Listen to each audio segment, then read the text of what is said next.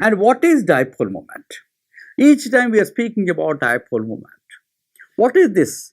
Please remember, it is not movement, it is moment. Kindly note the spelling of this. Moment. Dipole moment. Moment means it's a product. It is a multiple of, it is the quantum into distance. It's called moment. It's a quantitative measure of polarity of a molecule. Dipole moment indicates whether a molecule is polar or non-polar. If there is certain amount of dipole moment, the molecule becomes polar. What is dipole moment? It is the charge into distance. That is charge on a part of a molecule and distance between the different charges. That is Q into R. This is a measure. That is in the electrostatic units into the distance units.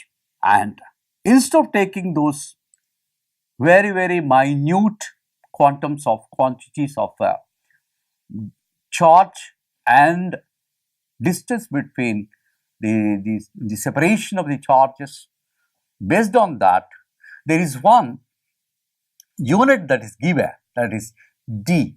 D stands for dBi. dBi is the name of a scientist on whose name we have used the term dipole moment units or dBis. Bond dipole moment is a vector quantity. Yes, it has a direction. The moment we have a quantity as well as direction, we call it as a vector. And dipole moment is a vector quantity. It's a vector.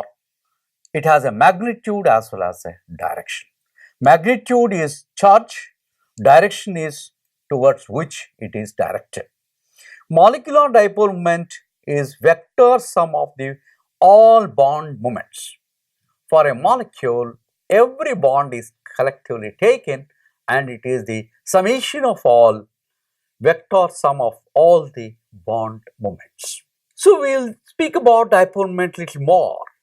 Direction of the polar bond in a molecule. It shows direction of the polar bond in a molecule.